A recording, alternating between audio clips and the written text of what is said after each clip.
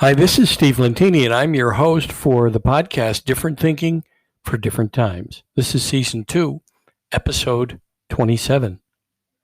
So, first, I want to start off by thanking all the people that are listening to me all over the world. People from Ireland, thank you.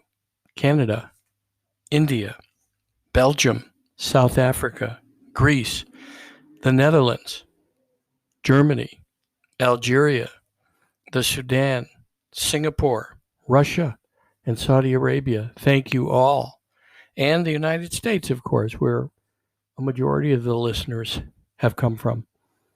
And so there's something about this message that people are catching on to. And of course, it's really not my message, it's a message of the infinite, and that we're all living in the now. And in this physical existence, we have to experience all the opposites. And we have to experience all the challenges to our own judgments, because when we leave this physical experience, as I did on November 18th, 2002, the first thing I realized was there was no body. And it was a knowing. I immediately knew that I was one with everything and nothing. In the light, one with the light. And then there was a life review, and only the good I had done. That hell, again, exists in the small-minded, finite thinking human mind, and nothing from here was there. And then I was asked the question, stay or go? And my consciousness surrendered with thy will be done. It didn't matter whether I stayed there or came back, but obviously I had more work to do. Or perhaps deep in my consciousness was the idea that I wasn't complete, or that I had more to journey onto here. And what I've learned that I've been sharing is that we're one with the infinite always, and that the illusion here is that everything here means something. And of course, what I learned in that moment, that we take nothing from here, that there was no mention of all the things at that point in time, I was 50 years old, that I had given credence to, that I was using the outside world to validate my inside, meaning my feelings. And none of that was true and none of it is true when we go back to the infinite. There was no mention of titles or jobs or accomplishments or books I'd written or things I'd painted or houses I'd owned. None of that matters. What there was a mention of was only the lives I had touched, the good that I had done. It's somehow etched onto the fabric of time. The other thing was that I can't impress enough on my audience is that there was only the now. So people that are searching for God or the divine or the Buddha or the Baha'i or the Muhammad or the Christ, whatever you call it, the Abraham, the divine is here in the now, even in the cast of characters and the situations that really upset us and bother us in life. And in this journey that I call a grain of sand in time, even if we live 100 years, it's nothing in infinity. And that we don't die. That was interesting to me as I recalled it once back in my body. While with pure consciousness, while with the infinite, while with God, while with the life force, again, whatever you want to call it, there was only the now. It was like a stage play. There was a scene and a scene and a scene, and I couldn't connect them together until I got back in my body. And to know there were no sexes, no one religion, no one fair race, no mention of race or countries or everything that we end up railing or roiling over in our mind and railing against. None of it matters. Now, is it important? It's important to know that you always have a choice, and that you can listen to the small-minded, finite, what I call the acorn brain, or you can always choose to let it go and expand into the infinite thinking. What would the infinite want you to do? What feels right? What good would it do, for example, is a good question to ask. As my mother used to say, if you choose to make someone else wrong or to get angry or to even commit an act of violence against someone or something, what good would it do? Because how do you feel when you do good? Everyone I ask says they feel good. There's a reason for that. That's our job here. Our job is to leave everyone and everything a little better than we find it. And we're no less than or no more than the smallest or the largest creatures here on Earth. The birds don't worry about getting fed or making a living. They know what to do. And even seeds know what to do. You can't plant a tomato and get a banana. You plant a tomato seed, you get a tomato if you're patient and you treat it right, if you care for it. And we don't take those messages from nature or from life itself. We don't take the message that's right in front of us, nor do we consider all the events in our lives to be divine. And I think that the universe has a sense of humor as I think back, because now I look at every creature, every person as God, as the divine, as the life force. And even the people that come and knock on my window and ask me for gas or a sandwich, or those that look different from me on the street, I look at them now as all reflections of God, of the divine, especially those that bug me or go against that learned, what I call the learned acorn brain, the learned experience. We all have to unlearn everything that we've learned up until now. And just remember, it's a knowing that we come here with. And we get reminded every time we do good by how we feel. We get reminded that that's what we're supposed to do.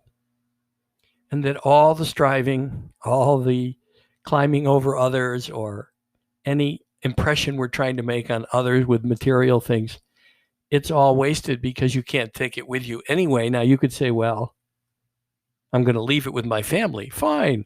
That's okay. Again, you won't be enjoying it because there are no physical things in the infinite. Now, you can choose to come back or you can choose to continue to move forward. And some people have asked me, well, why would people say no, that they'd want to stay where they are in the infinite, in what's next, as I call it, not death? Well, it's because they feel like they're complete. Perhaps they've come to teach you a lesson. And your job is to learn to let go and celebrate them, but also know they are not dead, as our brain calls it. They've just moved on to what's next. And you can now talk to them without waiting for a return phone call, for example.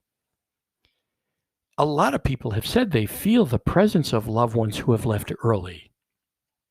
But these are all things you have to prove for yourself.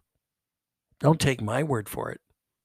If I ever tell you I found the way, run away. I do know there is a next based on my experience. I was in intensive care on November 13th. I was doing a seminar, never had any symptoms. I was 50 years old for a month and 3 days at that point. I was fine. The next second, I needed an ambulance, and that's how fast life can change and has changed for many of us. Some will leave this existence during the broadcast. I hope it's not you. I wish you as long a life as you wish here in this existence, as long as you'd like to experience this.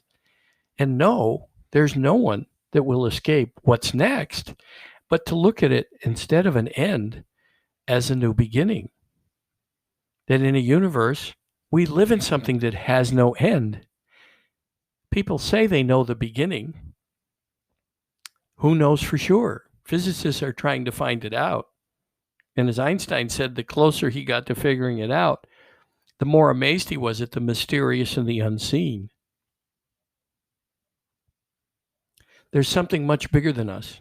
We're living in it. And we can access it by being in the now. And Eckhart Tolle and Ram Dass have given us those messages, and many others. Deepak Chopra, Wayne Dyer, there have been many, many others. Marianne Williamson. They're prophets here reminding us that we are from something bigger. and that to expand into the limitless thinking, infinite thinking, universal thinking is our invitation and our job to do in this life, is to live like there's no end and to do good. Now, do you take care of your family in that? Of course. If you make a commitment, meet your commitments. But don't make your life about meeting commitments. Make your life about helping others, even with what little you might have. If someone listening to this is homeless or down on their luck, your journey is divine as much as the president of any country, the leader of any Senate, any Congress person, any government in the world. Your life has that same worth. Perhaps you're here to tell someone a story about how you overcame it, or perhaps you're here to ask someone for help, which is all divine, all God, challenging those around you to stretch and grow. Perhaps that's your role. You'll know when you pass into what's next, as all of us will know, as I knew there was just a knowing. And it's fascinating how much bigger it is than our little acorn brains. But again, you have to prove that to yourself. Start accepting more. Start accepting more people who are different. Start doing things that go against what you now rail against. What upsets you is laughable. What upsets all of us is laughable. There is no right one way in this earth. There's different ways. Our job is to listen and compromise. And again, to know that no matter what the conditions are, is only to be in the now. I mean, I love what Eckhart Tolle says. He says some people think reality is nuts. That's when you're frustrated, or I'm frustrated against what's actually here. And Eckhart also says to relax and say, oh, this must be the plan, and go with what shows up now because it's here. Again, I don't want to convince you of anything. I just want you to consider it and look at how can you wake up to something bigger in your life, something bigger than your own acorn, small-minded, limited thinking. And we all have it. I still have it. I'm not exempt from it. I haven't graduated. And I won't until I pass away again, when I leave this existence into what's next again. And there will come that time. And I am ready anytime. I'm ready anytime. But in the meantime, I'm living in the now fully, no longer judging as I used to, as much as I can. Again, I still have the acorn brain, that small-minded thinker. And I've seen the opponent, and it's me. It's me residing in me, which we need. We need this to know that we're alive, number one, but number two, so that we can grow. We need opposites. We need all the different races. We need all the different personal and political opinions. How else would we grow? What would it look like if we were all the same? It would be very, very boring, at least for me. Now, I'm inviting people to be interviewed by me if you'd like to have a discussion about small-minded, limited thinking. I'm glad to have that discussion. I'm glad to have people come challenge me and say, well, there's sin, there's hell. Yes, if you believe that to be so, perhaps that's what you will experience. We get to experience what we want to experience. I never believed in the idea of a hell. I didn't believe in an angry, vengeful God. Even questioned that during the years as a young man when I wanted to be a priest. And thankfully for a young lady I met in high school, I knew as a Catholic priest that wouldn't have worked, because I did love her dearly and loved all the aspects about being with a woman. And so I knew being a Catholic priest wouldn't work. I also knew then, and I asked the infinite. I asked it. For me, it was God at the time. It's still God because it's simpler to say that. But I asked that voice, okay, so show me, if I'm not going to be a priest, show me how I can serve you. And it took a journey from the time I was 16 until I was 50 to learn that there was going to be something new. And then it took me 5 or 6 years before I would even share the story freely. So I call it 40 years in the desert, like Moses, before I came to the conclusion that there was something for me to do, something beyond money. I don't get paid to do the podcast. I do put a sponsored segment. If you noticed, I've earned $4.10 in a year, but it's not about the money. It's about having the message out there for people that get it, because you're meant to get it if you receive it. You're meant to consider it. The divine has brought that message to you, the infinite, the universal thinker, the life force. Again, whatever you call it. There were no opposites, no male, no female, no different political parties, no different countries, no different races. Nothing from here is in where it resides with what's next, with the infinite. It's so much bigger than how we think. And I invite you all to get on that journey if you wish. If this reaches you, prove it to yourself. See if it adds a dimension to your life. When you do good, knowing that it's God in disguise, it's the life force tapping on your door, and that everything is divine. Start to look at everything that way in the moment, especially the things and the people that challenge you, because it's there to stretch that small-minded, limited thinking. Expand into the limitless, the universal thinking. One with the life force. It's possible. You don't have to search for that if you just accept it in the now. So I'll have people in the next few months that I will interview, and I have an author that's coming on sometime probably after the first of the year, and there will be others who I will record their conversation and figure out how to do that here on Anchor FM. And so, again, my contact information is steve@stevelentini.com, steve@stevelentini.com. And look for all those moments that push your buttons, the ones you want to rail against, the people you reject. Welcome them. Try it. Even if you can't in the moment, think about it later. What could you have done differently? And when you get to the place where you can just breathe and say, okay, so this is the infinite. This is the life force here to teach me something. I see the gift. Then you breathe and make a new choice. Do good. See how it feels.